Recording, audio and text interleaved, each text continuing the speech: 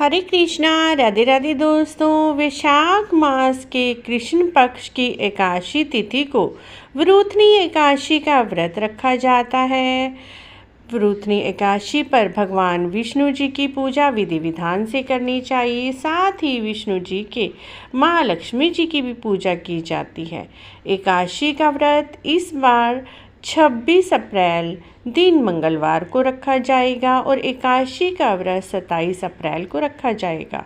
वरूथनी एकादशी प्रारंभ होगी 26 अप्रैल को सुबह 1:36 से और समाप्ति होगी 27 अप्रैल बुधवार रात 12:46 पर।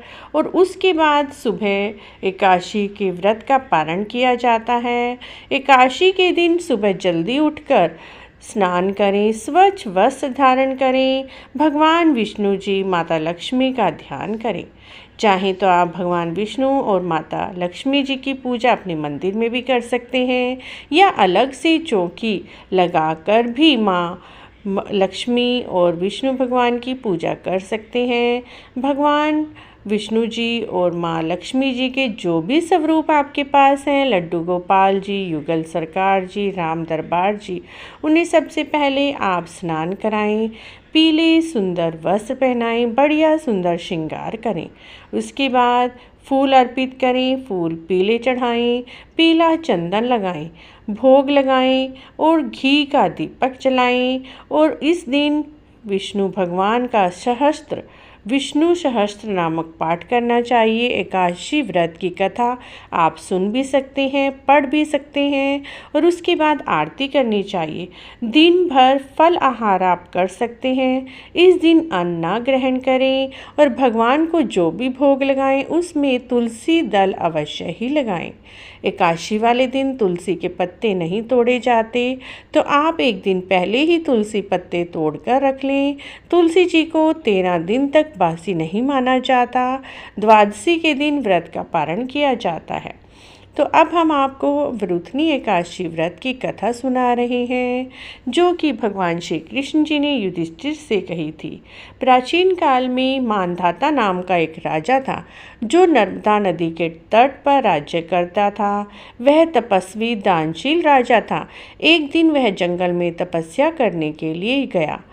जंगल में एक स्थान पर तपस्या में लीन हो गया।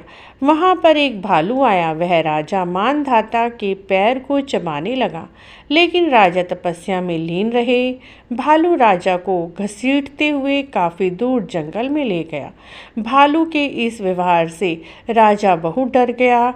उसने मन ही मन भगवान विष्णु जी से रक्षा की प्रार्थना की। भक्त की पुकार सुनकर भगवान विष्णु जी वहाँ प्रकट हुए और भालू को मारकर राजा के प्राण बचाए। भालू ने राजा का पैर पूरी तरह से खा लिया था। इससे राजा बहुत दुखी हुआ था।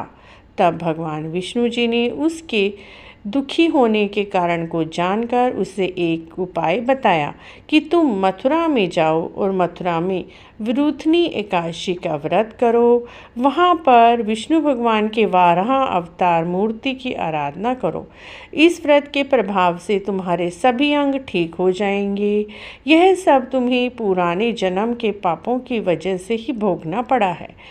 तुम इस उपाय को करो, इससे ही तुम्हारे सभी कलेश दूर होंगे। प्रभु की बात सुनकर राजा ने वरूथनी एकादशी का व्रत मथुरा में जाकर किया। वहाँ पर उसने भगवान जी के 12 अवतार मूर्ति की विधि विधान से पूजा की, फल आहार किया, व्रत किया। वरूथनी एकादशी के प्रभाव से राजा फिर से सुंदर शरीर वाला हो गया और मृत्यु के बाद स्वर्ग की प्राप्ति हुई। इस प्रकार जो भी वरूथनी एकादशी का व्रत रखते हैं, उनके सभी कष्ट, शारीरिक, मानसिक, किसी भी तरह के कष्ट हैं, वह सब दूर हो जाते हैं और मोक्ष की प्राप्ति होती है। कहा जाता है वरूथनी एकादशी का व्रत रखने से 1000 कन्यादान का फल मिलता है और सहस्त्र गाय दान करने का मिलता है फल और गंगा स्नान का फल मिलता है। तो वरूथनी एकादशी का व्रत तो अवश्य ही करना चाहिए। अगर आप व्रत नहीं कर पा रहे हैं तो इस दिन कुछ नियमों का पालन करें। इस दिन चावल बिल्कुल ना खाएं, ना ही झूठ बोलें, किसी पर क्रोध करें, निंदा और चुगली से भी बचें, किसी को भी अपशब्द या कुछ भी बुरा भला ना कहें, इन सब बातों से दूर रहें, ब्रह्मचर्य का पालन करें, धरती पर शयन करें।